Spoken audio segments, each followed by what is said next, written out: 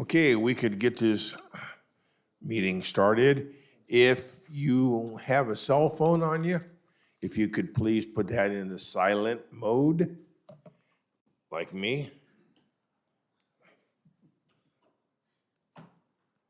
Okay, there we go. And if you would like to speak about an item on the agenda or an item not on the agenda, happy to come down here and see this young lady, and she can give her a slip, and we'll give you your 3 minutes. Okay, with that, we can do the Pledge of Allegiance, and how you're dying to get the meeting started. Do our pledge, Lloyd.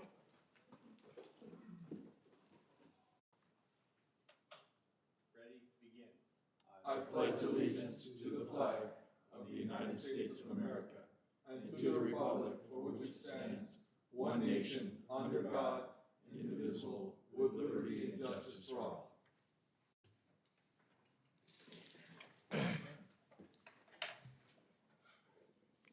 Okay, with that, Chris, could I get a roll call?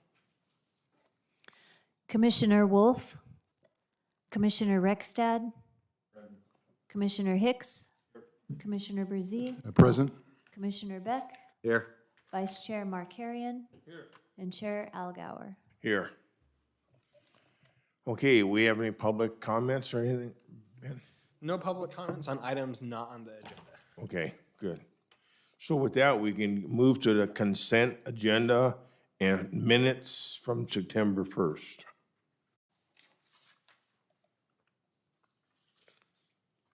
I'll move their approval. A second. We have a motion, a second, to approve the minutes. All those in favor? Aye. Aye. Any opposed? I abstain. Okay, you're all absent again. Okay. So I guess we'll just move into our first project hearing. Where am I at? Who's doing the first one? Who we at? That'll be Christian. Okay, that'd be case number 21, land use compliance review.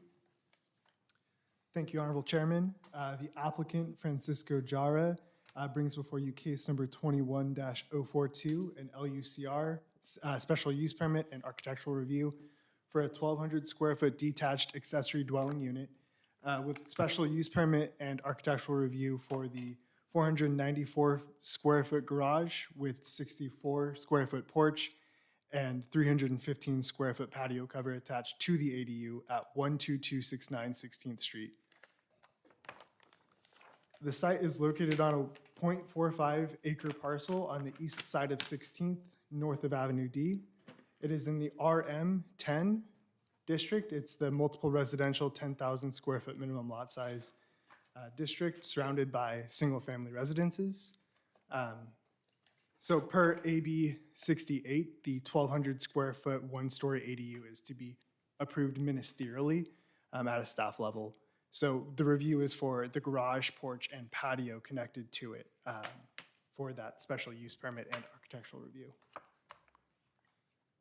Here's the site plan. There is a 1,674 square foot existing single-family residence with a 711 square foot existing detached garage. There is a proposed 2,071 square foot detached unit, which will include a 494 square foot garage, 62 square foot porch, 315 square foot patio cover, and the 1,200 square foot ADU. There's a proposed new driveway to provide access to that rear unit off of 16th Street, and this will fit within all proposed setbacks with 164 feet from the west, 85 feet from the rear, 16.5 feet from one side and 10 feet from the other side. This is the floor plan, if you can see it.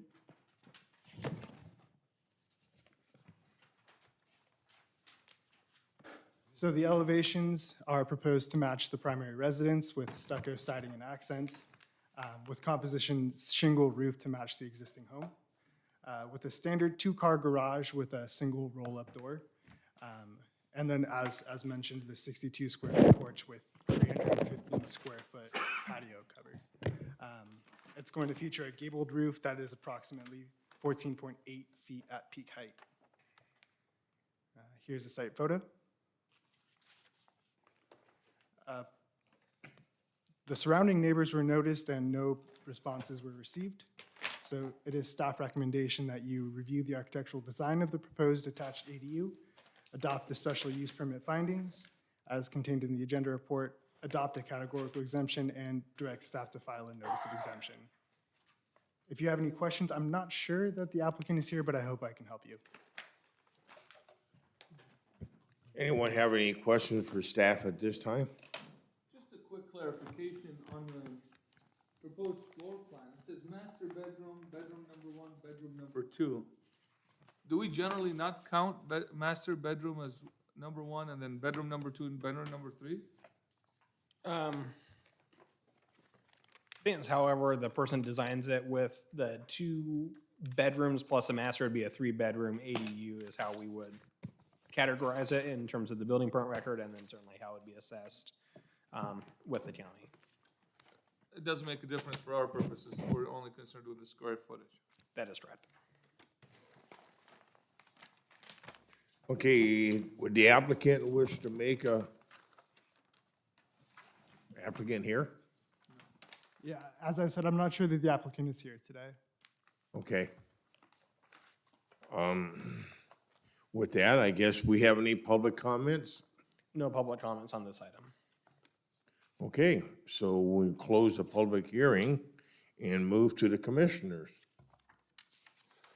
Anyone? I Mr. did Chairman. notice in the thing that he's only going to pave half of the road? Oh, it's a long parcel, so he has a unit in the front. He's paving just access to where the ADU is going to be. So it's all private that he's paving. It's just the driveway. But if he improved the rest of the property, would he have to go the whole length of the road, or?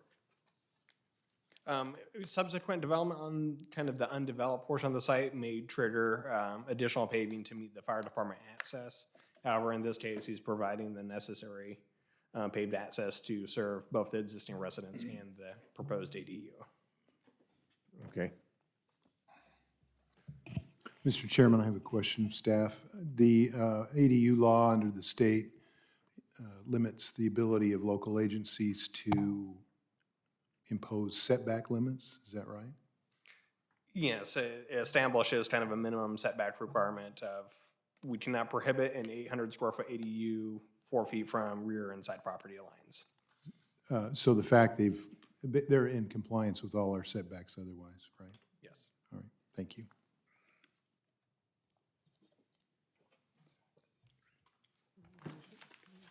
Okay, do we have a motion or more comments? I'd make a motion. Oh, thank you. I'd make a motion that we approve case number 21-108, the land use compliance review to construct the 1,200 square foot detached ADU with the recommendations A through D. I'll second that. Okay, Richard, we have a motion and a second. Any other discussion? Seeing none, all those in favor? Aye. Aye. Any opposed? Motion carries. Thank you. Next one would be case number 21. It would be a special use permit and architectural review. Who's handling this one, Madeline? Thank you, Honorable Chairman. That will be me. Let me pull up the slideshow. So the applicant, Chris McFadden, has submitted item number 3, case number 21-110 SUP/ARC, which is a special use permit and architectural review of a proposed 5,215 square foot metal barn dominium that will serve as a single-family residence with an attached 3,600 square foot garage and utility room and 2,902 square feet of covered patio areas located at 10025 Jefferson Street. The site is comprised of a vacant 5.01 acre parcel, and the zoning on that site is RL1 rural residential with a 1 acre minimum lot size, so well beyond that, and is also within the custom home overlay district. It's surrounded by single-family residences to the north, south, and west, and vacant land to the east. So pursuant to Development Code Section 84.0650, new construction on existing parcels within the custom home overlay are subject to review and approval through the special use permit process and planning commission whenever unconventional designs are proposed. So some examples of that include dome houses or theme structures, metal buildings, etc. And so I'm going to get into what a barn dominium is on the next slide and how we're kind of here today. So the site plan shows that it's currently vacant parcel, and the proposed 5,215 square foot metal barn dominium is to serve as the single family residence. There'll be an attached 3,600 square foot garage and utility room, and then the 2,902 square feet of covered patio areas surrounding the structure. Access will be provided off of Jefferson Street via a 20-foot drive aisle. And there is adequate fire access and a turnaround kind of at the top of that driveway. The applicant plans to plant vineyards on a large portion of the property, which is shown on the site plan. And the existing structure fits within all custom home overlay setback requirements, which specifically include a 40-foot front yard setback and a 20-foot side yard setback. Additionally, the structure itself should have 2,200 square feet of habitable living space and an at least 600 square foot garage, and so this is well beyond that requirement. So now you might be asking, what exactly is a barn dominium? I know I was when this project first came to light. So with some further research and explanation from the applicant, we learned that a barn dominium is typically a large steel building that has available space for living quarters and maybe a workshop and garage and or a stable area. The buzzword kind of came to be due to actual barn to home conversions. However, this project, similar to other ones across the US that we're seeing, proposes new ground up construction and is just utilizing that metal material. A lot of these barn dominiums can be seen specifically in Texas on like ranch style properties. So the proposed structure is supposed to have a first floor and a second floor. As I mentioned, it meets the custom home overlay standards with the habitable space requirements. And the second story floor plan shows 6 bedrooms and 6 bathrooms across the entirety of the house. The elevations are up on the screen, and the next slide will show some colored renderings, but generally it has a farmhouse style, much reflective of that barn dominium type project and scope of work. There will be a pitched roof with a peak height of 29.2 feet, 3 roll-up doors on the front elevation of the structure that will provide access to a 10-car garage. The proposed doors will include crosshatch detailing to enhance the front facade of the residence and will match and complement some crosshatch detailing exposed wooden beams on the front patio area as well as the rear larger patio. Metal siding is proposed to be painted a warm white color while the roof will be painted charcoal. And the charcoal roof will match the vents and vinyl charcoal windows that have white trim and accents surrounding them. So here's the colored elevations, the 3D rendering, and you can see the exposed wood beams on the rear elevation of the site. Here's an existing site photo at the corner of Ivy and Jefferson Street. Another photo. Project notices were sent to surrounding property owners. No written responses were received, but I did have one neighbor come into City Hall to discuss the project and ask for clarification on the scope of work, specifically what a barn dominium was. And so we went over that, and it would actually serve as a single-family residence. It wasn't just going to be a ranch situation. And I provided them the colored renderings, and they were pleased with the architectural elements of the project. So it's staff's recommendation that you approve the project and the barn dominium with recommendations A through D. And I know that the applicant is here if you have any other questions, and hopefully I can clarify some as well. Okay, anyone have any questions for staff at this time? Yeah, I have a question. I love this. Do we have anything like this in Yucaipa right now? This is the first barn dominium that has been submitted All right. in the city. That's awesome. Looking forward to it. Mr. Chairman. I have a question on the exterior side. It's just a standard reverse R panel like you'd find on any industrial type metal building. Am I looking at that wrong? Yeah, so there's a cross detailing of that on the bottom of the screen right here. I imagine that there might be some building and safety components to make sure that the structure meets all required building code requirements for a single family residence.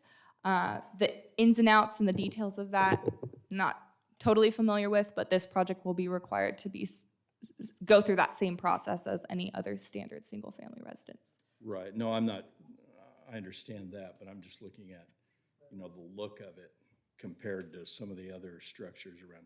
I'm all for metal structures. I have nothing against metal structures, but just the look on the exterior of it, that it doesn't look like, a metal shop building, which kind of this detail is what I get. There's a lot of options these days for wood look, metal exteriors, and insulated, pre-insulated panels.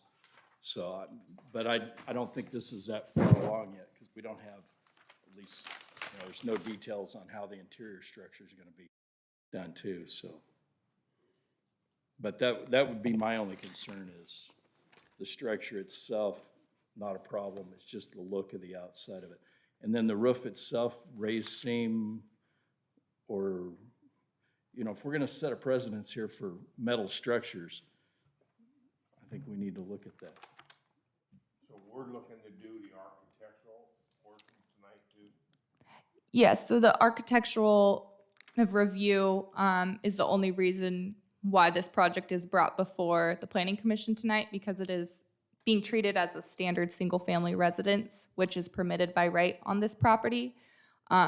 So it's that provision that I brought up on the front screen for custom home overlay projects. I think what you're mentioning is important to consider. I know that some of the crosshatch detailing and the exposed wood beams should elevate the appearance of the facades on the structure, and I'm sure the applicant can provide some clarification and maybe discuss some options. With that, is the applicant here? Or, okay, you want to step forth, or your representative?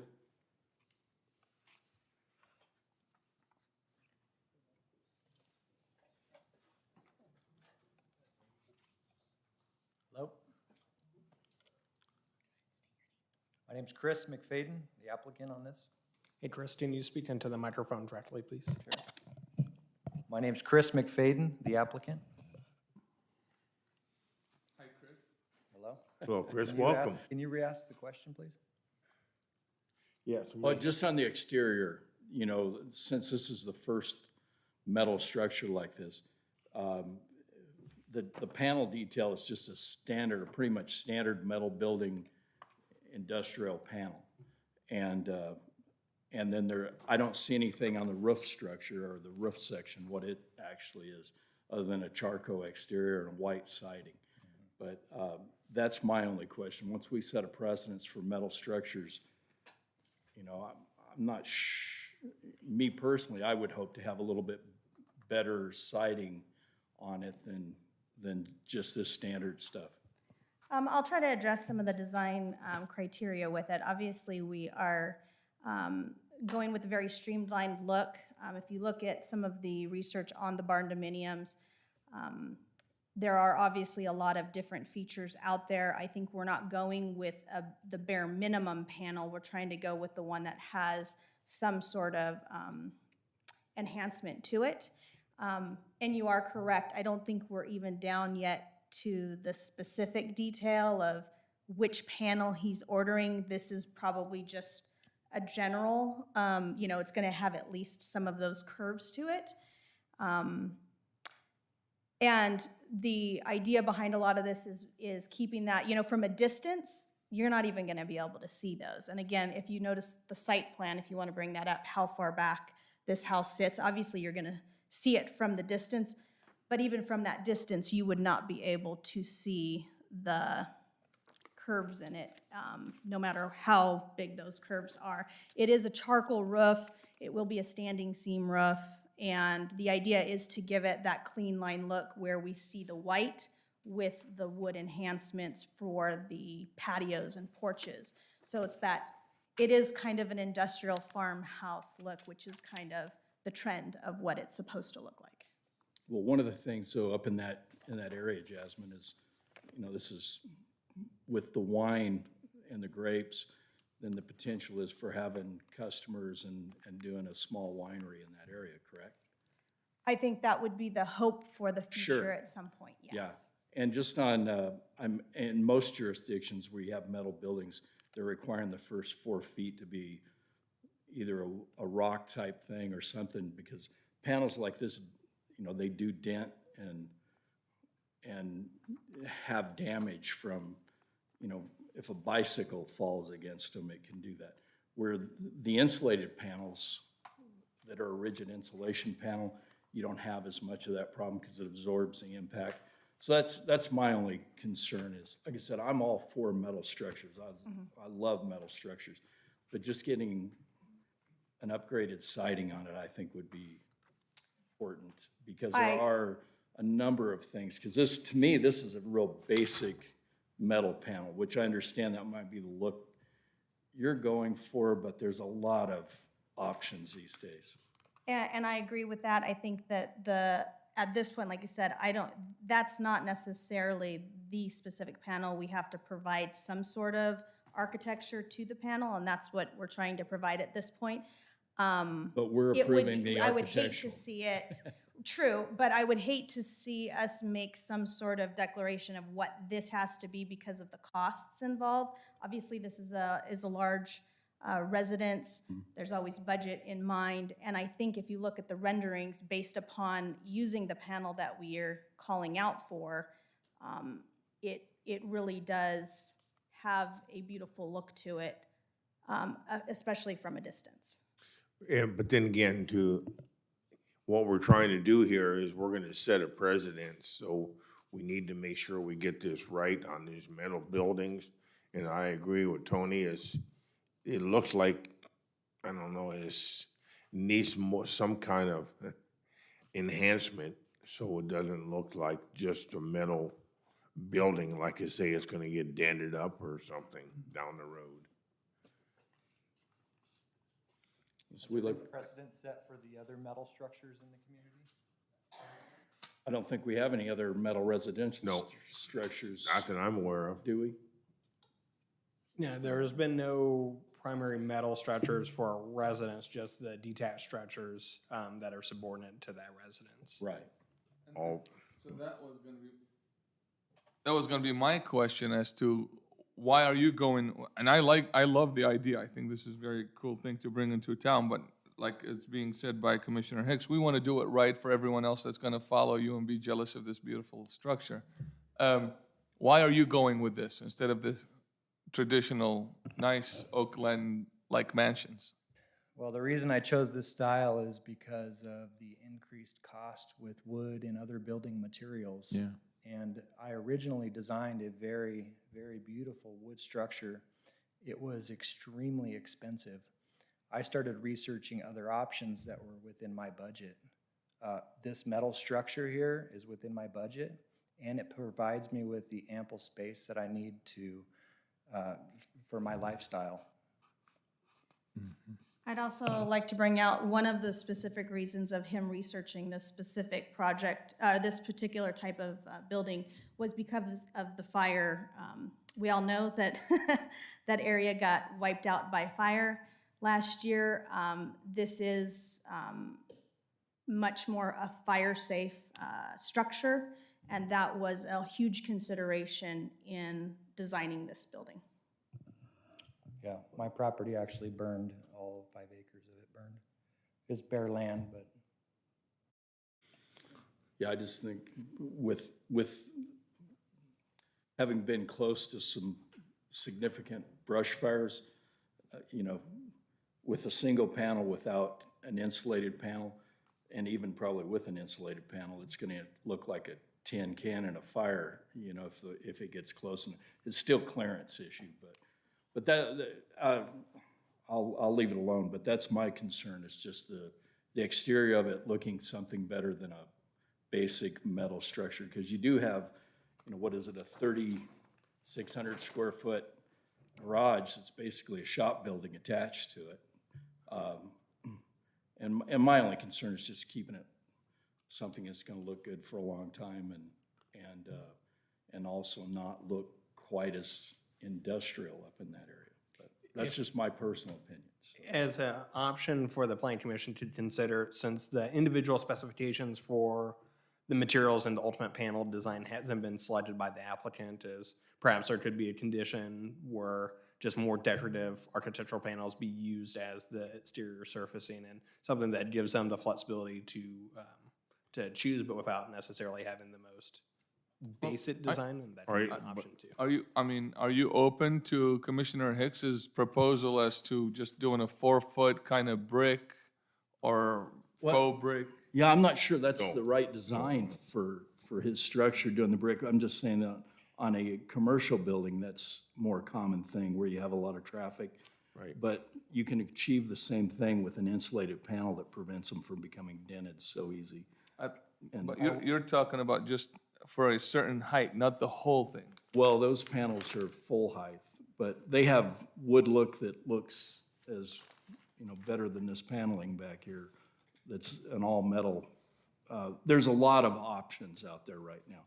And since there's no design standards in the city for a house, you know, I mean, a regular wood frame house, we're gonna look at stucco and wood and brick and those type of things. So yeah. So would you be open to consider some of those decorative things that would make your house even prettier? Pretty. well, prettier is subjective, right? Sure. One thing I was considering was putting a 3 or 4 foot high block wall around the shop area. And that wouldn't be the residence, because the residence has a wraparound porch. So I wouldn't need it for protection needs of damage, as being inferred here. So that's an option that has been considered, just around the shop. As a thought here, Ben, we're doing the special use permit and the architectural. Is there some way we can, you know, go with the special use permit, but then see if we can come back with something for the architectural? So ultimately, this entire process is the special use permit and architectural review, because of the unique material choice that's being selected for this residence. So the approval would be the project's entirety. Certainly, the planning commission can either provide a condition or some specificity on maybe what they would like to see in terms of panel options for the applicant as just a condition, or alternatively, the planning commission could also continue the item and request that the applicant provide greater specificity on those materials too. I don't know if the applicant is at that stage yet where they may be ready to provide that specificity on the specifications, but the planning commission certainly can go either way on that, or alternatively approve the project as is and hope from there too. Mr. McFadden, how much hardship would it cause you to come back and say 30 days or so to get us a little more details? Are you in a rush? You want to get this up before the Thanksgiving holiday, or? I'm in a rush to get the building ordered. There's a 6-month lead time minimum on it. And I'm currently living in a temporary use permit on property in a double wide, so it's pretty important that I can move this forward. Is the structure and the siding coming from the same supplier? Yes, it is. Okay. And right now, the metal building is designed with a budget in mind. And I would love to install the most expensive, fanciest siding that they make. I'm concerned with setting a condition that would harm my budget and harm me and my family. So I want to be mindful of that. From what I'm understanding, I think it would be safe for you to order what you're ordering. We just want to have you come back to decide what kind of siding you're gonna. Well, he's talking about ordering siding That's with not it. how it works. It's a metal structure that is ordered all at once, and that's how it's kind of delivered. And so everything is pre-engineered, pre-designed. So it would be for what you're seeing today. And the 4-foot block wall that you were discussing here, that you were considering around at least the garage area, is that something you're ordering now, or is that something you're gonna do later on? It would be something that would, it's not ordered with the building, Okay, part of the architectural design. so, and that's my point. If we can come back to see what you have for consideration of that 4-foot block wall that's gonna be around the garage, and if we could do something similar to it, that's, Well, I think he was offering that as an option. We can add that if that's what's needed for approval today, but the idea, and because one of Tony's concerns were that there would be damage because if something bumped into it. And so that's why he was explaining that if he decided if that would be something that would be necessary, he was just gonna do it around the garage to basically prevent damage from the garage. Because I think Chris's, he wants the building to be just as nice. I mean, this is obviously his home. He's looking for it to be a destination with the vineyard, obviously, at some point. And I think his concern, as much as anybody else's, is making this look like a fantastic building, which I believe we have shown in the design. Obviously, he is working within a budget. We've looked at a lot of the panels. There is a lot that has to go into the construction side of how we're going to put this building together, because it is a metal barn that will then have wood inside of it to accommodate all the requirements that building codes have to comply with. So I would hate to see something conditioned that would then make it difficult for us to do what we need to do on the interior, to do the structural side of things when it comes to the actual building codes that we have to meet with Title 24 and energy compliance and everything that has to do with. He's trying to stay within a budget. He's trying to design, obviously, his beautiful home and really make it work for what we're doing up there. Let's get some of the other commissioners. Lloyd, Yeah, I think aesthetically and just visually, it's spectacular. Thank you. And I think it's gonna go on a 5-acre lot, as I remember. So it's gonna be pretty isolated from all the neighbors, if there are neighbors in that area eventually, you know, and then, and as far as Tony, you know, I don't know the ramifications of the different kinds of siding. Frankly, Mr. McFadden, I wouldn't want to be up there in any fire, period. I agree. Regardless. So, but I don't know the safety standards that you're talking about. As far as visually, aesthetically, I think it's great. Oh, I think it's a beautiful building. Yeah, it is. I'm just concerned about the siding because I don't have a gauge of siding here. There's about 4 different gauges of metal siding for metal buildings. And some offer structural strength, some don't. Yeah. But especially if you're gonna have public around it at some point, I just think that it's a mistake. I think we all agree that your comments are that you like the way it looks. Yep, absolutely. And once it's built, that's all you're gonna see. It's gonna be my property, it's gonna be on my 5 acres, and you're not gonna be able to see the differences in the thickness of the siding. Oh, it's not the visual, it's how it holds up over Safety. time. Yeah, you know, the and, fire retardant and all that. well, that, not even so Oh, much and the- that, just, you know, Yeah, durability of it. durability long So term. your concern is the view from the street level and the durability of what it will look like in 5 years from Well, I think that's feet away? a consideration, you know, is what it's, but I think more than that, it's setting the standard Yeah. for other buildings Down the like road. this.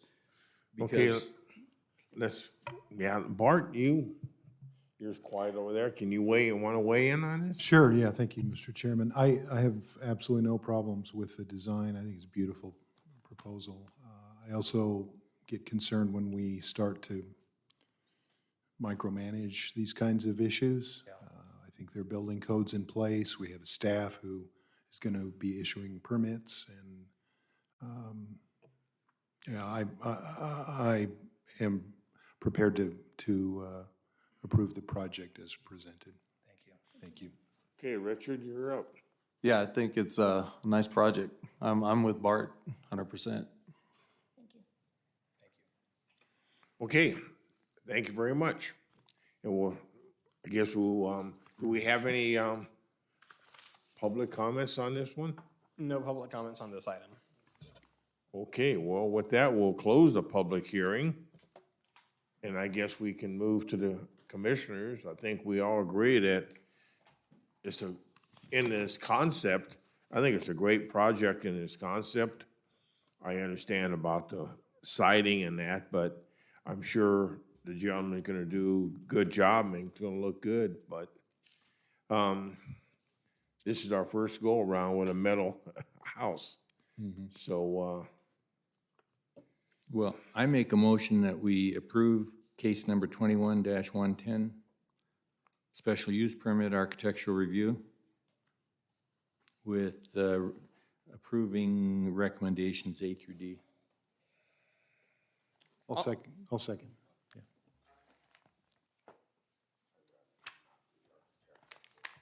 okay. We have a second? Oh, Bart, you seconded it? Okay, I'm sorry, I didn't say that. Okay, with that, any further discussion? Okay, seeing none, all those in favor say aye. Aye. Any opposed? Motion carries. Hey, good luck. We're looking forward Good to luck. this nice building. Yeah, it's nice.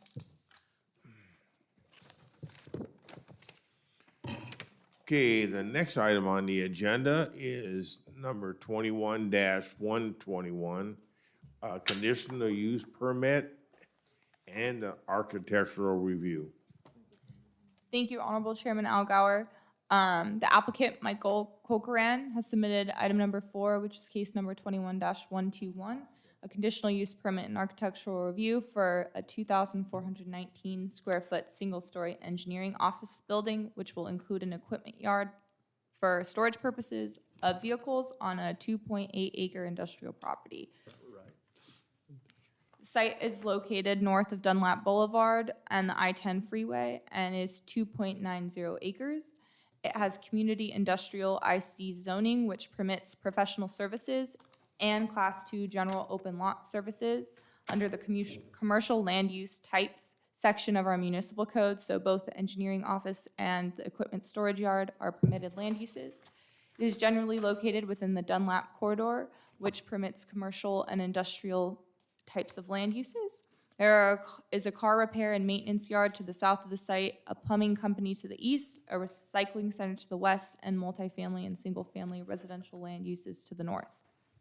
The site is relatively flat, but will feature a 2-to-1 sloped area on the western property line. So some background on the company. MC Corcoran Company is an engineering firm that specializes in the construction of underground pipelines and drainage and sewer utilities. They're currently based out of the city of Highland, but was recently selling their existing property and have purchased this site, and escrow just completed last week. So they're excited to move over to the city of Yucaipa. Hours of operation of the proposed business will be between 7 a.m. and 8 p.m. Monday through Thursday. And it's not expected to have more than 6 employees at a time on the site. The site plan is up on the screen, and proposes the new 2,400 square foot single-story engineering office building. Much of the site will have a gravel surface for heavy equipment storage. It's not expected that there would be more than 50 pieces of equipment at a time on the site, including items such as tractors, excavators, bulldozers, semi-trucks, and water trucks to support the maintenance and the implementation of those utilities. A future phase 2 for the development of a 4,000 square foot shop building is also indicated on the plans, but architectural review would be required at a later date before the Planning Commission, as the applicant doesn't intend to complete this phase for a few years to come. The floor plan for the engineering office is up on the screen. Will feature a 288 square foot porch facing the street frontage and a 60 square foot patio area at the rear entry of the building. Additionally, 10 parking spaces are proposed on site to support the office, which meets our municipal code requirement for 1 space per 200 square feet of office space. In terms of architectural review, the structure has much of a craftsman style, features a 16.33 foot peak height, and has stucco and an off-white Notre Dame finish with accents of horizontal lap siding in gallery gray surrounding. A porch feature with stone columns, as well as an asphalt shingle roof in the color Glenwood, which very much reflects traditional the wood shake look. And saw beams and brackets on the front elevation all contribute to that enhanced craftsman type style. Landscaping is proposed at this time through the conceptual landscaping plan, and there's a planting schedule up on the screen. And as all of our other projects will be required to be reviewed and approved by our contract landscape architect through the building and safety process, there's a mix of trees and shrubs kind of across the project site. And on the next screen, you can see that there's specifically some buffering and screening provided along the rear and eastern property lines, given that there is single-family residential uses to the north. In terms of screening of the site, there's an existing perimeter CMU block wall on the west property line and a chain link fence on the north, which is the rear property line. A new CMU block wall is proposed to be constructed on the front property line and side property line on the eastern portion. But in order to provide a more distinct buffer for the existing residential uses, Planning Department recommends that a formal condition for the construction of the block wall be added. And here's a photo of the existing site. You can see the block wall on the western portion of the site in this photograph. And in terms of public comment, project notices were sent as standard practice to surrounding property owners within 300-foot radius, and no project comments were received. So it's staff's recommendation that you approve the conditional use permit number 21-121 with recommendations A through D. And the applicant is present as well as his representative if you have any questions. Thank you, Madeline. Anyone have any questions for staff before we? Okay, would the applicant like to make or his representative?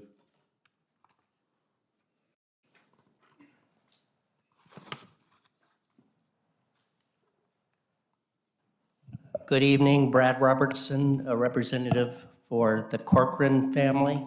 I appreciate your having this hearing tonight, Chairman Allgauer and members of the commission.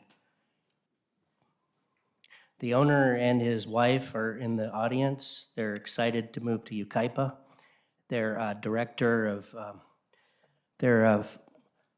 gentlemen that run their company are also here, and they're in this row right here. They're excited to be in Yucaipa, and I think this project will be a great enhancement to the Dunlap area. And first and foremost, I'd like to thank the staff, especially our planner, Maddie Jordan, for all the help they've provided to us. I'm free to answer any questions. Thank you. Okay, so he's gonna be having equipment. Is it rental, like type equipment, right? No, this is their personal equipment. This will be their personal tractors, their graders, their water trucks. They're heavy equipment that's high value that they'd like to protect. And they'll be in the rear portion of the building, of the property. Yes, sir. The structure will be placed up at the front to help screen it with an 8-foot wall and a gate. In, So okay. to the right of the building will be our driveway with our entry gate. And there will be an 8-foot wall across the front, heavily landscaped. That's to keep anyone trying to break in or get on the equipment and vandalize equipment and so on. So it's going to be screened quite nicely. So you got a block wall on one side already. We do. The block wall is on the west side that is separating the recycling yard. Okay. And our block wall is going to be decorative pilasters, 20 foot on center with a nice cap. Okay. Anyone else have any questions for me? Are we being asked to also approve phase 2, this 50 by 80 future building?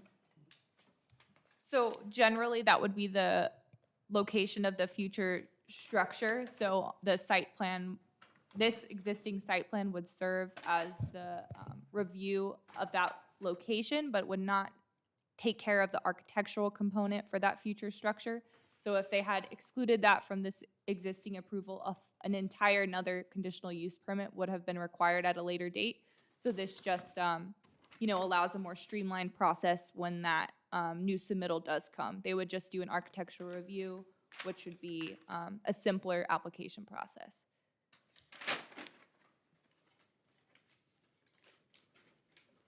Anyone else have any questions for? I like the fact that it's got the nice craftsman look to it. That's consistent with what the city, I think, is trying to not promote it, but just as projects are brought up, a craftsman style is very nice, and I think it's appropriate for Yucaipa. So I Thank you. commend you for that. Thank you.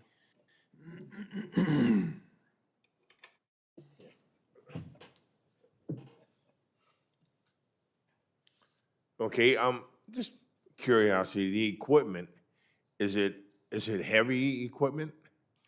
Yes, the owner's company's been in business. E.J. Meyer is an underground contractor. They actually do public works, storm drains, heavy underground development and infrastructure. And they have large equipment that some pieces may cost $250,000, but yeah, you're talking big equipment. Okay, I had a question, Mr. Landon. What would that do to the road there? Heavy equipment, is that any kind of an issue?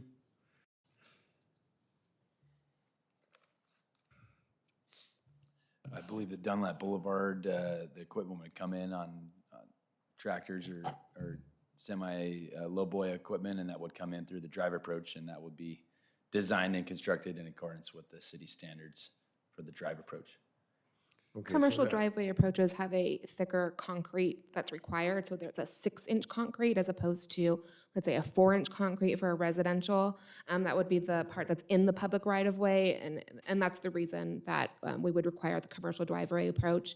If you think of, any business where they have deliveries, and semis are, going over that commercial driveway approach, so it should be able to handle that kind of traffic. And that's already in place? That's already our standard for commercial driveway approach. And if I may just kind of add as well, the IC land use district is designed as kind of the most intensive standard zoning district within the city, kind of absent the freeway corridor specific plan. And so many of the other surrounding uses have, larger vehicles and trucks and construction companies that currently utilize Dunlap Boulevard as well. Okay. All right, go ahead. Are there any plans for that street? Because it's in terrible shape now. Yeah, Is that that's a future where I was project? going. Not that it's gonna get hurt. No. That's different. No, it's not his. But I think that's what JR is concerned about, but that street's already, We're required It's already in bad shape, but We have to do street improvements at our frontage. Yeah. Yeah. That's part of our conditions. Yeah. okay, thank you, Mr. Robertson. Thank you, sir. Thank you for coming off the mountain to do this. It's a pleasure seeing you tonight. Thank you. Okay. Okay, do we have any, public comments on this, man? No public comments on this item. Okay, with that, I'll close the public hearing and move to my commissioners. Commissioners? Anyone comments? Motions? I'll make a motion. Then make a motion. I'll young make a man. motion, sure. I'll make a motion that we approve agenda item number 4, case number 21-121 for a conditional use permit and architectural review for the 2,419 square foot, single-story engineering office building with the recommendations A through D. I'll second. Got a motion to second. Any other discussion? Seeing none, all those in favor? Aye. Aye. Any opposed? None, motion carries. Welcome to Yucaipa. Thank you. Good luck to you. It took you a while, but you made the right choice. Okay, let's move into our case number 21-125, a use permit and architectural review for a storage site. Sorry, just 1 second here. All right. So the applicant, Chris Follett, brings before you case number 21-125, a planning use permit and architectural review to permit a construction storage yard that specializes in entrance plates and includes the establishment of a 3,600 square foot office located on a vacant lot on 10th Street, south of Yucaipa Boulevard, APN 0318-03150. The site is located on a 1.61 acre site southeast of 10th Street and Yucaipa Boulevard. The land use district is kind of split zoned, general commercial and RS10M in the front. The surrounding land uses are to the north, south, and east, general commercial, and to the west, single-family residential. Prior history of this site is that at a regular meeting of November 6th, 2019, the Planning Commission approved case number 19-086, CUP for James Stark. This CUP expired prior to any conditions of approval being met, and the current applicant, or the current owner now plans to sell the property to the applicant, Christopher Follett, who has been in the incubator center up until now. The site plan includes a 3,600 square foot modular office with access from 10th Street. There's a landscaped entrance and drainage basin along the frontage where it's split zoned residential with open lot storage located at the rear of the site. You can see here. So the project overview, it's the 3,600 square foot office that is compliant with all of the general plan and Yucaipa Development Code standards. You can see the elevations here for that building.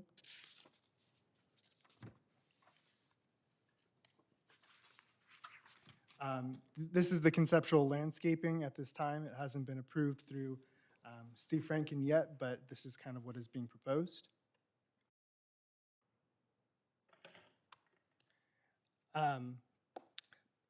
So this is categorically exempt as an infill development project. And project notices were sent out to all contiguous properties. One response was received who had concerns about the proposed commercial operations, concerns about privacy, and concerns about noise generated. This is a site photo. As you can see, it's kind of tucked away back there, so hard to get a good picture of the site. It is staff recommendation that the Planning Commission approve the planning use permit and adopt A through G. D. The applicant is here as well as his representative if there are any questions. Okay, thank you. Anyone have any questions for staff? Ben, wasn't that property originally permitted for storage units or storage? Truck storage, wasn't it? Yeah, so I think historically, when the lot was originally subdivided, there was a entitlement for like a self-storage facility or kind of consideration. And then most recently, the current property owner, James Stark, had received approval of a conditional use permit for the trucking storage for his trucking company business. However, those conditions or the approval has since lapsed, and he is currently in the process of selling the property. And so this applicant is looking to migrate their business from the incubator center to this location. It would still have the storage component. It wouldn't be truck, so it would be more construction-related stuff. And then this includes the office and some additional landscaping buffering that the prior application did not have. Okay. Anyone else have any questions? Okay, does the applicant here wish to make a presentation?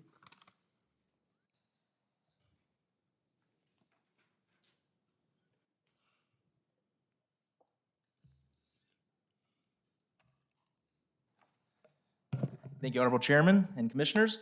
My name is Travis Heaps, and I'm with Premium Land Development, and we are representing the applicant, Chris and Mindy Follett with Extreme Plates. Firstly, I'd like to thank Christian and staff for all their help through this process. They made sure that it was a smooth and efficient process, and so I'm very thankful for that. So Extreme Plates, they've been in business since 2016. They actually got their start here in Yucaipa over at the Incubator Center.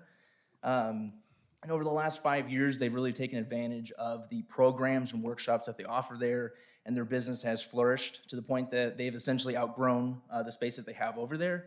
And so now it's time to spread their wings and find their own property now and start to continue that growth and continue the upward trend that they have. So they've been looking, all over for the right spot, but their heart has been in Yucaipa, so they want to stay in Yucaipa. And this is the property that they've found that just feels like the right fit for it. They are rooted in Yucaipa. The owners live here. All the staff live here. So this is something where they are a part of the community, and as a business, they want to continue to grow and grow with the community as well. Their operations, they specialize in shaker plates. So whenever you have a construction site, at the entrance of the job site, there's these metal rumble plates with the idea that as the trucks drive over them, it shakes the materials off so that way nothing gets into the public right-of-way. There is no manufacturing or repair of shaker plates. None of that will occur on site. All the repair and manufacturing to the shaker plates are all done in Riverside. The property is solely used for storage of shaker plates and equipment, loading for deliveries, and office space.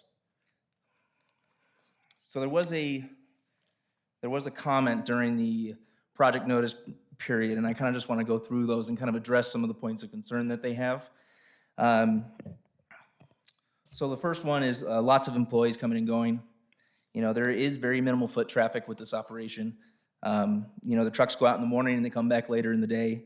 And then the remaining employees, about 3 or 4 of them, stay in the office during the office hours from 7 a.m. to 6 p.m. As far as, a lot of their business is word of mouth. So there's not they don't have the street frontage where they're pulling people off the street. A lot of it is word of mouth and online business and stuff. The other concern is what kind of equipment do they have? So as of now, they have 1 pickup truck, a flatbed truck, a crane truck, and they use both of those for deliveries and installation at those job sites. And then they also have a forklift that they use for loading the shaker plates onto those trucks. So that is the extent of their equipment. The other concern is the proximity of their house to the structure. So as identified in that letter, there's about 19 feet from the residence to the property line. And then if you look at the plans from there's about 70 feet of separation to the building. So there's 89 feet of separation between the residence and the structure. And then in addition, there's the 6-foot existing block wall that's there, and there's also proposed landscape screening as well as that detention basin. So there is, adequate separation to where there really should not be any sort of issues with privacy. The other is dust control, the concern about fugitive dust. During this project, the property will be improved with landscaping, gravel, and pavement. During the construction of the project, there will be BMPs that will be implemented to avoid any sort of dust. And then the other thing is the hours of use. So their concern is that activities are going to occur at all hours of the night. The previous entitlement brought on a lot of headaches. They didn't really comply with a lot of the conditions. And so there would be instances at like 2 a.m. where they have trucks just idling there and just waiting to get in. So the normal operating hours for Extreme Plates are 7 a.m. to 6 p.m. with trucks loaded up at the end of the day, and then delivery start first thing in the morning. Now, as with all construction projects though, and sometimes with the locations of where the deliveries are, they're not always to maintain that 7 a.m. to 6 p.m. Now that is their typical hours, but there are occasions where, let's say they have a delivery out in Los Angeles and they're coming back and they hit traffic. And so now they're coming back at 8 p.m. instead of 6 a.m. Now when that comes back though, it's not like they're going to be sitting there idle, just on pause, waiting for someone to show up, let them in, and then, they move in. As soon as they come in, they go in, shut down everything, and then lock up. Now, during that time, if it does have to go past those hours of operation, they still will be compliant with the development code for the noise level. There is approximately 200 feet of distance between the residence and the gravel area. So that's including the 3,600 square foot structure, the 89 feet that we discussed earlier, and then about 50 feet of distance to the gravel area where the shaker plates begin to be stored. So with that amount of distance between there, any sort of sound that they would hear or would be caused, from any sort of loading or unloading or any truck coming in is going to be attenuated based off that long distance and the structures and landscape barrier and the block wall. We put a lot of articulation into making sure that we designed everything to be limited to the back of the property and to assure that there's as much privacy offered as possible. And then even as far as the truck operation, when they come in off the boulevard off 10th Street and turn in, and when they leave, they go out and turn right onto Yucaipa Boulevard. So they're never passing the front residence. And then the last concern, which seems to be one of the biggest ones throughout the letter, is that the project will cause the same issues as before. They don't want to have the same headache that they had to deal with before. And the thing I'd like to emphasize that Chris and Mindy, Extreme Plates, they're not the previous owner. They're not the the previous applicant that came before you. They have been at the incubator center for 5 years. They've been working really hard. They've had no complaints. They've been upstanding tenants. They're here with family and their staff. They really care about this and they really want this. And they really want to be neighborly. If they plan on staying here, it only makes sense, to treat your neighbors right. We even reached out prior to the meeting. We sent a letter on the 16th, just reaching out just to see if we can talk and see if there's anything we could do to try to, kind of ease any of their concerns. And Chris and Mindy they did have a conversation with them, so we did get in contact. But the point being is that Chris and Mindy have made a point of making sure their operation is the least impactful as possible to the neighbors so that they can have sustained success as a business, a neighbor, and a member of the community. Thank you. I'm here for questions. So you said there's gonna be block walls around all the perimeters, or? No, there is existing block wall along the residence side, so like on the south side. So basically all the southern portions.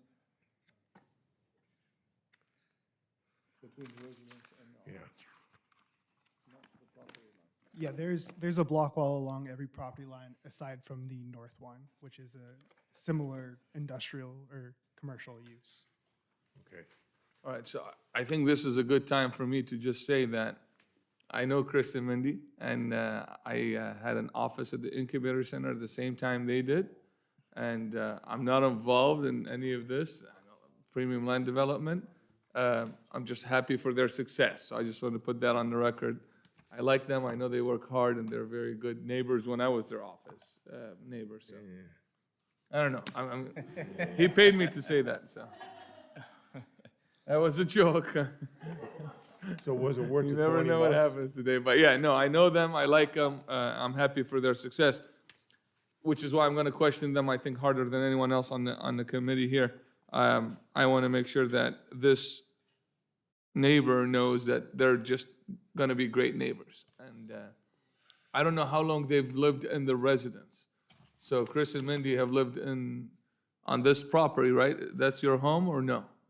Okay, so, yeah, they're gonna be new neighbors. I know this, this letter that was attached is regarding the previous owner, which is not these guys, so I'm hoping that they get to meet them and work things out. But there are some concerns here that I'd like to, for the record, address and nail down the hours of operation, what kind of equipment, what kind of vehicles are gonna go in and out, and just to make sure these neighbors in the back feel comfortable with them.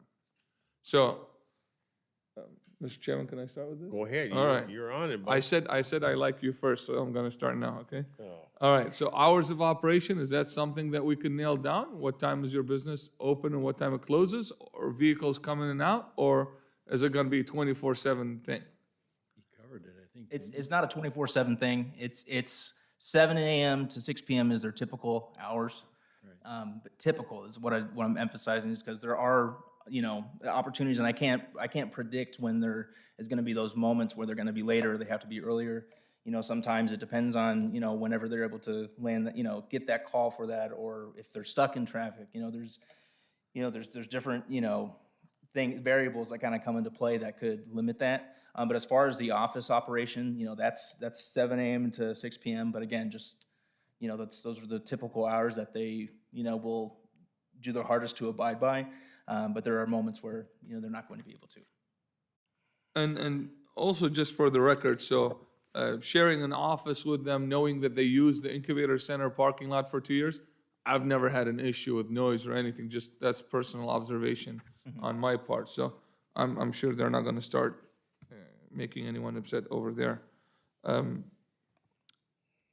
you addressed that, but I just wanna have it also on the record here.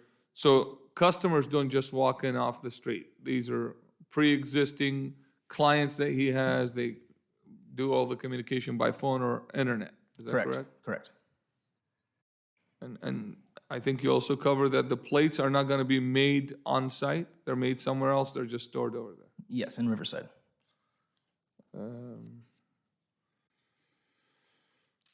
There's an issue about the back of the property is 19 feet from the neighbor's house and sits higher, and they're asking if there's any way of raising that fence that faces the neighbor's property. Is that something that Chris and Mindy can consider? They would not be supportive of that. I mean, there's already proposal to have that landscaping that's going to be there as well. As well as that, there's additional 70 feet of distance between that block wall, the property line, and the building. And it is faced sideways, so it's oriented north-south, so the side of the building is what's facing their property. So looking at this site plan right now that's up, so the neighbor is on the right side of this? Yes, that on the left side, that is the neighbor right there. Oh, I see. When it says NAP, right there with the. Okay, so that's the residence of the neighbor? That's where this letter came from? Yes. I see. And there's a block wall between them? Yes. Got it. They're asking for 2 feet. Is that what they're asking? Additional, now you're saying landscaping. Landscaping is gonna surpass the existent height of whatever that block wall is? Yeah, they're planning on planting true mulga there, which is about 10 feet tall and it's quite diffuse. So it's a good visual barrier. And Perfect. I do want to point out that the applicant redesigned their site to kind of meet some of these concerns. It was previously on the north. It's kind of centrally located, but they've redesigned it to add some more privacy. To accommodate the neighbor, right? Yeah, all right.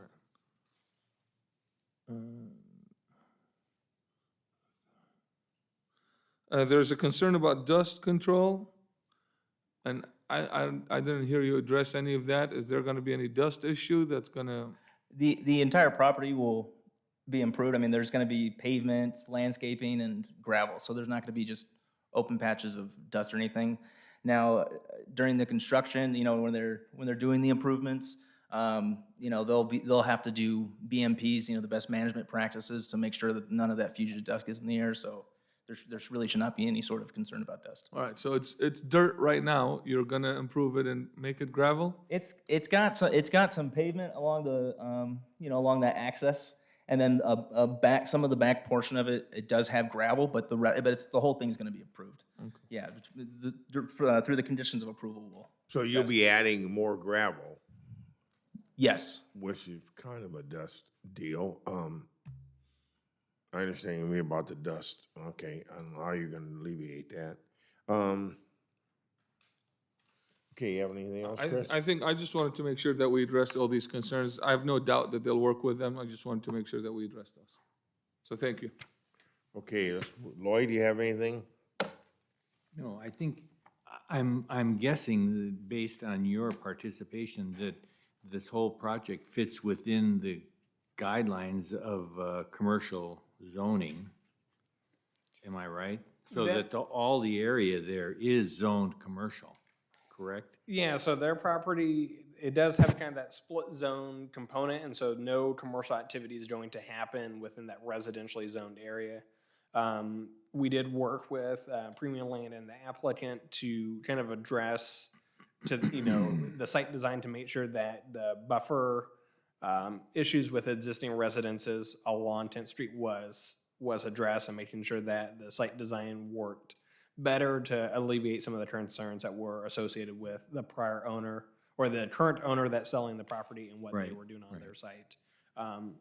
Should be noted that they did have related conditions as part of the CUP that never got implemented. But in this case, this furthers those measures, and as Travis and Christian both noted, is the site design, the landscape buffer, the vegetation kind of landscape palette, as well as the utilization of the office building, provide kind of the maximum extent of screening from the commercial operations to those existing residences. Mm-hmm. Bart, did you have anything? Not right now. Thank you. Okay, Richard. On the, where the existing 6-foot chain link fence is gonna remain, on that south side there, on the other side is the site plan, it incorrectly identifies the fencing material along that southern portion. So along the entirety of that front residence is block wall. Oh, and it then is? that Okay. whole southern section, the whole southern property line is also block wall. So That that is- block wall okay. extends. There's no chain link in between that little section right there. Oh, The okay. only chain link is at the north, on this, with the okay, industrial use to the north. okay. No, that was all I was gonna ask about. Travis, just between the back of the residential property line to the start of where the yard will be, do you know approximately how many feet that is? From the residence to that rear property line? Yeah, oh, no, to the yard area. I'm not, the office area is not a concern at all for noise, but It's about 200 feet. it's about 200, okay. Yeah, where the gravel starts is about 200 feet. Uh-huh. I think, just the noise thing,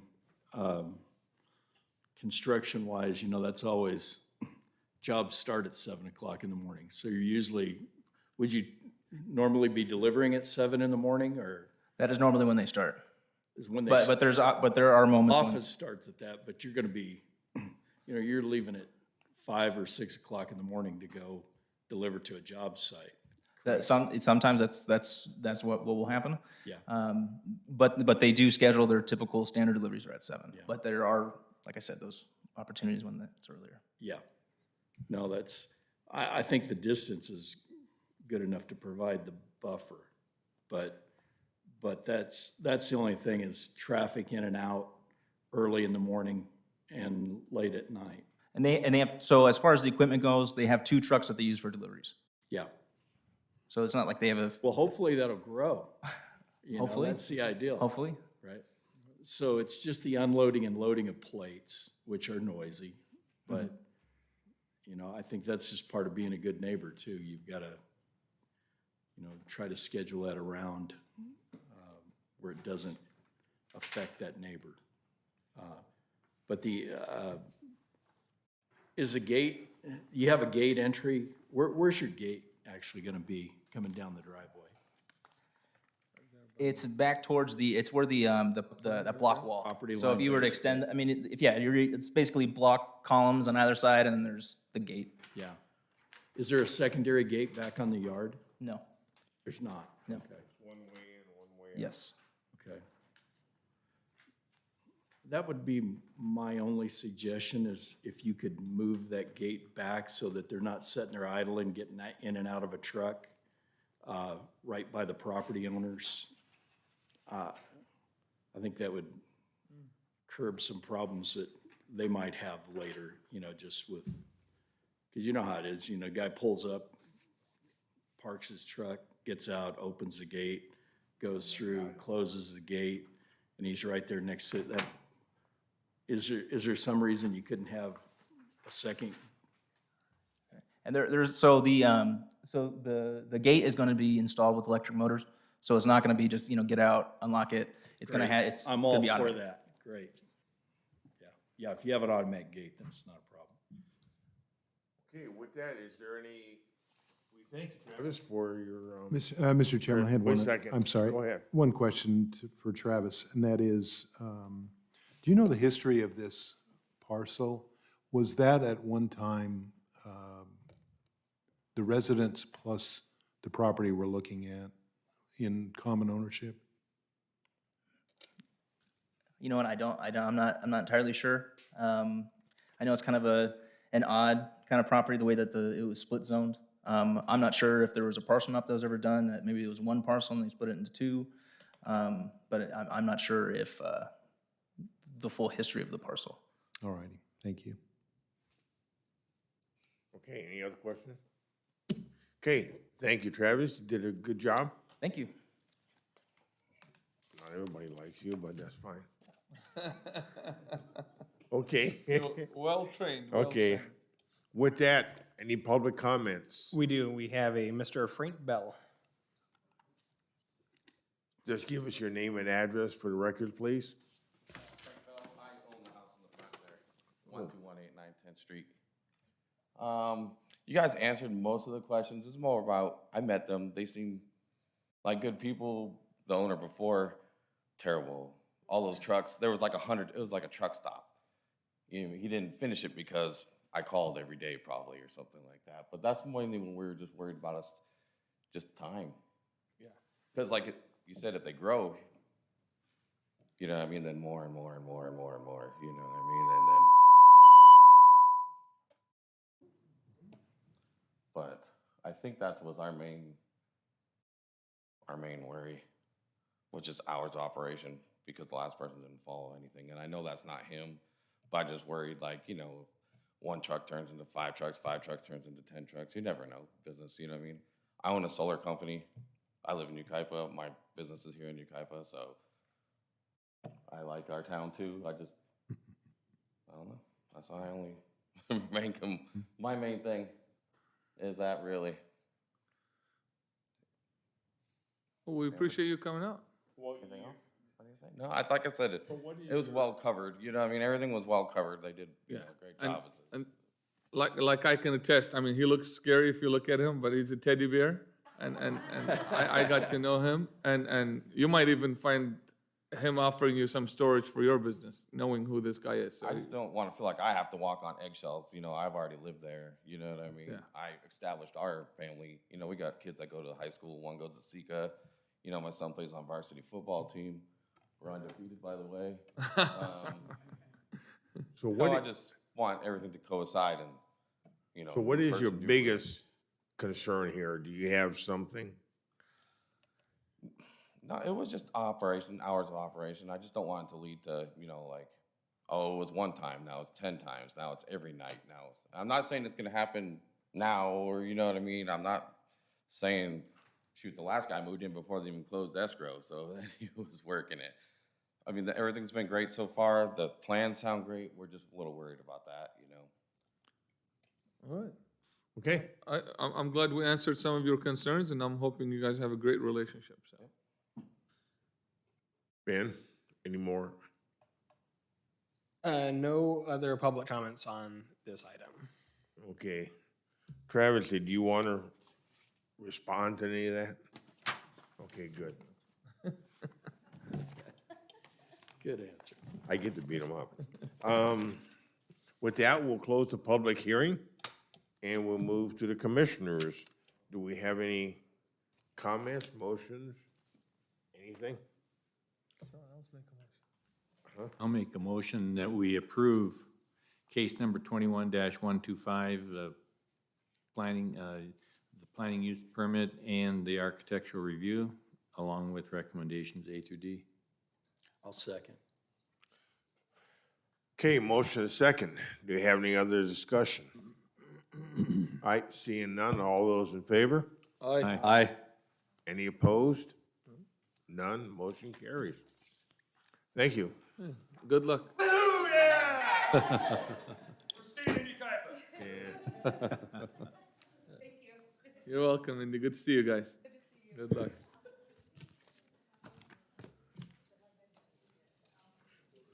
Oh, that's awesome. Yeah. The whole crowd, huh? Yeah. Okay, kind of give it a minute. I already got the stare down. Okay, so with that, I guess we move to the next one, which is case number 21-133, a special use permit and architectural review. I'm just gonna give a second for some hooting and hollering. Yeah, so the applicants, Mike and Cindy McHouston, bring before you case number 21-133, a special use permit and architectural review for a 1,176 square foot and 20-foot tall metal garage located on a single-family residential property at 11258 Cherrycroft. It is located on a 0.97 acre parcel on Cherrycroft, north of Oak Glen. It is located in the RS 20M, single residential 20,000 square foot minimum lot size district, bordered by RS 20M to the south and west and rural living to the north and east. The garage will act to store the applicant's vehicles and possessions and also as a platform for increased solar capacity in the future with the building of the home. Here's the site plan. There's a proposed 5,642 square foot single-family residence with the proposed 1,176 square foot metal garage. And the structure fits within all RS 20M zoning setbacks and is proposed to be approximately 155 feet from the road. These are the elevations. It's approximately 20 feet at its off-center height. The color of the roof and siding is proposed to be painted to match the proposed primary residence with a stone veneer along the frontage to match. There's going to be one roll-up door for the RV and one kind of classic garage door, two man doors, and two windows along the side. And that off-center roof is to maximize solar capacity.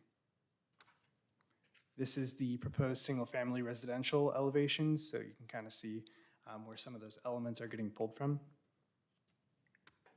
This is a existing site photo. It's not very pretty yet, but hopefully. Public notices were sent to all surrounding property owners and no responses were received. So it is categorically exempt as a small structure, and it is staff's recommendation that you review the architectural design of the proposed metal garage and adopt the special permit findings, adopt a categorical exemption, and direct staff to file notice of exemption. The applicant said she would be here, but she's not here, so if you have any questions, I hope that I can help. Oh, Okay, Mike McHouston's here. so the applicant's not here. The applicant is here. Oh, did the applicant want to make a, Didn't see him in the crowd. Okay. Well, thank you, sir. Do we have any public comments? No comments on this item. All right, we're moving along here. Okay, we'll close the public hearing. I guess this is pretty cut and dry. So now we need a motion, Chris. I'm the motion guy, and before I make a motion, I gotta also say, I mean, I'm gonna keep saying this. This is a small town. I keep running into the same people. I love Cindy and Mike, and I know them. And I'm sad that Sorry they about left that. the neighborhood where I'm gonna be moving into. So I'm glad that they're getting this same house I think they have that they're rebuilding. So I would like to make a motion. Thank you. That we approve case number 21-133, the special use permit and architectural review for the 1,176 square foot and 20-foot tall metal garage with the recommendations A through D. Okay, do we have a second? Second. Lloyd, second. Okay, any other discussion? Seeing none, all those in favor? Aye. Any opposed? Seeing none, motion carries. Okay, with that, good job in training Travis. Did a good job, Ben. Okay, with that, do we have any announcements in the next meeting? Next meeting will be October 20th. So I'll see you guys in 2 weeks. When? October 20th. In 2 weeks, we'll have another meeting. October 20th? Okay, I will not be here at that time, Chris. I'll be here. Okay, And that's all I got. all right. Autumn Fest is this weekend, so hopefully see you guys all there. Oh, yeah. It's Friday and Saturday, right? Friday and Saturday. Yeah. I'm looking forward to going and helping out. I don't know about the Lions Club or anyone else in town. but- Helping out. Yeah, of course. Okay, with that, we're gonna adjourn this meeting. Thank you. I think I've had about as much fun as I can take for one day. Right? Yeah, I like that metal building. I thought it was really cool. Yeah, Barnuminium. When I saw it, I'm like, Yeah, I know. I need to work on my English. There's still some vocabulary out here.